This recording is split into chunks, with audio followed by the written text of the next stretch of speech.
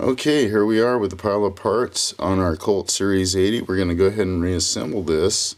So here we go. We're going to go ahead and just start by taking and putting together all the small sub-assemblies. I find it's much easier when we go to reassemble if all this stuff is ready to go. So there we go. The mainspring's back together. And now we'll take and we'll put our plungers back in our plunger tube on the frame.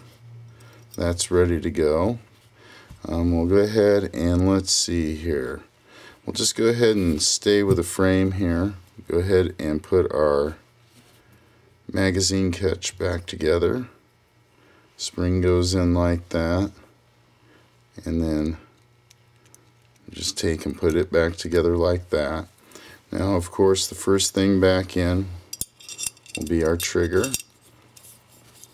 And we put this in. Of course, the magazine catch doesn't go in all the way. And you've kind of got to move it back and forth, fiddle with it a little bit till you feel it catch that groove. And then it's back in. Now, as we go in to put the rest of this together, let's see here. What do I want to put in next? I need my good tweezers. These tweezers here, I purchased these at, I think it was Harbor Freight for $6.99 for this set. They're invaluable. Now, I'll go ahead and I'll put this in, and what I like to do is use toothpicks to hold all this stuff as I put it back together.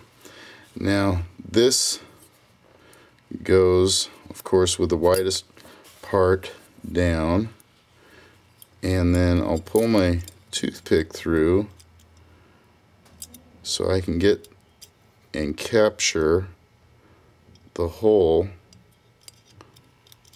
Easier said than done. And now I've got all this captured together. So now I can go ahead and push my toothpick out as I put my pin in. Now, oops, and there I go, and I backed it out too far, dang it. I gotta start over.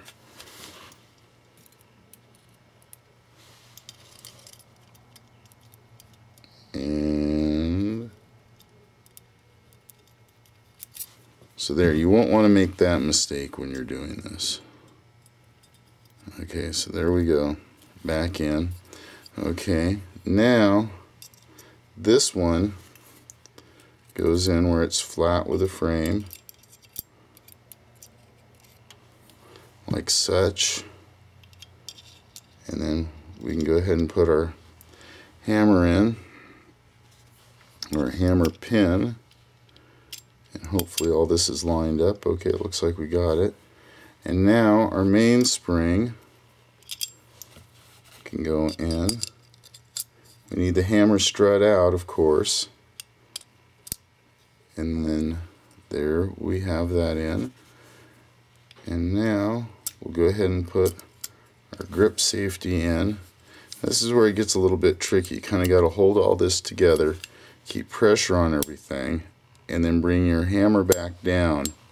Keep everything lined up, and we can go ahead and put our grip safety back in. I like to cheat and use a toothpick to help hold that in. And now all this is in and lined, and I don't want to let go of this.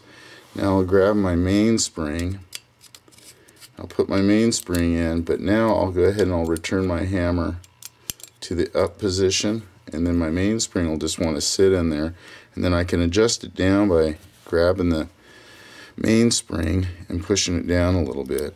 Now we'll get this lined up, and then grab my punch.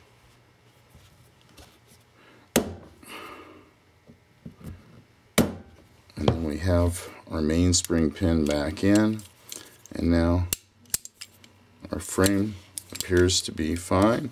Since we're here, we'll just go ahead and throw our grips on real quick.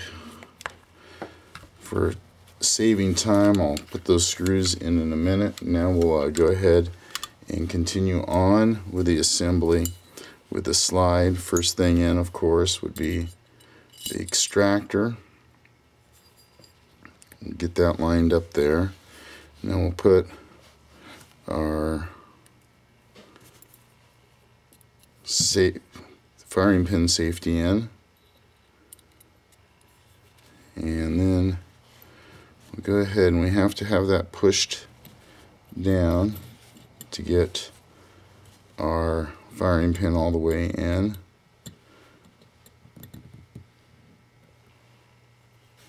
Now that'll hold that together like that once it's in, and then everything is in, and now our slide's ready to go back together. And we'll go ahead and put, of course, the barrel in, the recoil spring and recoil spring guide. Get our barrel bushing on, throw it over 180 degrees, make sure our barrel link is in the correct position. And now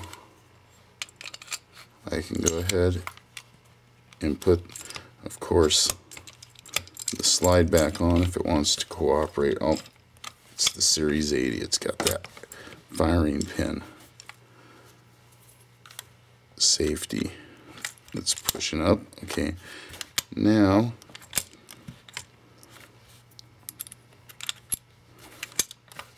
get this to the correct position for the notch in the frame. That's together. Now our recoil spring plug is hooked on the spring. Back together. Magazine in it. I'll go ahead and throw our screws on there. As you can see, very basic, very simple, easy to do, and not much to it. So hopefully this video helps. If you need to go back and look at that again anywhere, everything's there. So really very basic design, very easy to work on.